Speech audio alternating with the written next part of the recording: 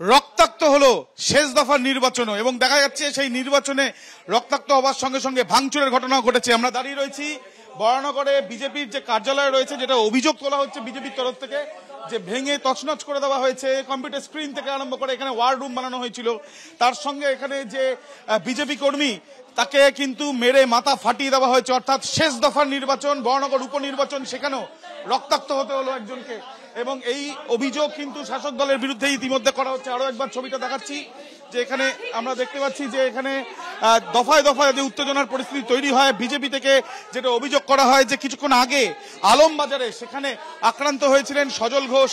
এভাবে ইলেকশন হয় না, মানুষকে এইভাবে মারবে ওরা।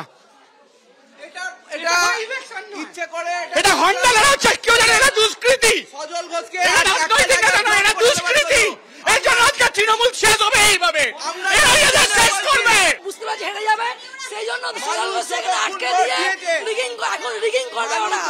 এখানে মেরে ধরে সব শেষ করে দিয়েছে ওরা, সজল ঘোষকে আটকে দিতে চাইছে। এখানে অ্যাটাক করে সজল ঘোষকে এখানে ব্লক করতে পারি, তাহলে সজল ঘোষ ওখানে ওরা রিগ করবে, আমরাও সেই ফাঁদে পা দেবো না। সজল ঘোষের যে কার্যালয়, সেই কার্যালয়ে ভাঙচুর চালানো হয়েছে এবং দেখা যাচ্ছে যে রক্তাক্ত অবস্থা। কারা ছিল এর পেছনে? শঙ্কর রাউত, ওর সঙ্গে পুরো টিম ছিল। তারা নেতৃত্বে বনি ছিল, অর্পণ ছিল, বান্টি ছিল, আরো ছেলে ছিল, পাবন ছিল, সবাই ছিল। বুথে গেছি সকাল থেকে 102 নম্বর বুথে ডেকিং হচ্ছে, তারপরে ওরা 69 নম্বর বুথ দখল করতে গেছিল। আমি বাধা দিয়েছি, বাধা দেওয়ার জন্য আজকে এই অবস্থা। আমার ক্যান্ডিডেট দিয়ে আমি কেন ঘুরছি, কেন আমি ক্যান্ডিডেটকে সব দেখাচ্ছি কে র্যাগিং করতে এসছে। 50 থেকে 60 জন তারা এসেছিল এবং তারা এসে এই হামলা চালায় এবং এই হামলায় রক্তাক্ত হতে হয়েছে। এবং তার সঙ্গে একবার ছবিটা দেখাতে বলবো দিব্যেন্দু সিংহ, আমার ক্যামেরা পার্সনকে, যে এখানে দেখা যাচ্ছে যে কি অবস্থা, যে এখানে ওয়ার রুম বানানো হয়েছিল, সেই ওয়ার রুমে ভাঙচুর করে কিন্তু সেখানে দেখা যাচ্ছে যে সম্পূর্ণভাবে ভাঙচুর করা হয়েছে। স্ক্রিন থেকে আরম্ভ করে একাধিক জিনিস সেখানে কিন্তু চুরমার করে দেওয়া হয়েছে, এমনটা অভিযোগ তৃণমূলের বিরুদ্ধে, যদিও তৃণমূলের কোনো প্রতিক্রিয়া এখনো পর্যন্ত না পাওয়া গেল। এবং তার সঙ্গে আমরা কিন্তু এটা যেটা দেখছি যে সমস্ত কিছু এখানে ভাঙচুর করা হয়েছে, এমনটা অভিযোগ।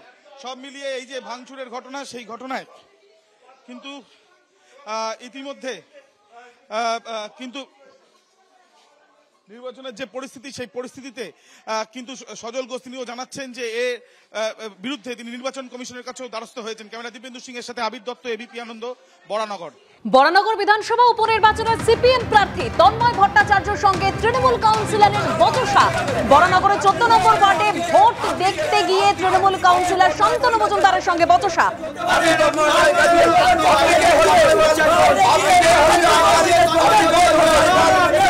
তৃণমূল কাউন্সিলরের কলার চেপে ধরলে তন্ময় ভট্টাচার্যের সঙ্গে হাতাহাতি বেঁধে যায়।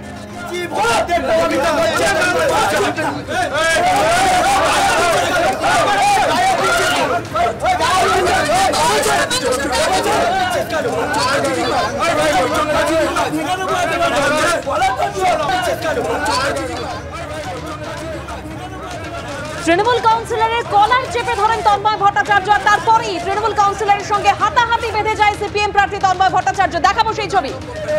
আপনি ফালতু কথা বলছেন কেন? আপনি ফালতু কথা বলছেন, আপনি আমি দাঁড়িয়ে আছি, আমি কথা বলবো, আপনি কি করবেন?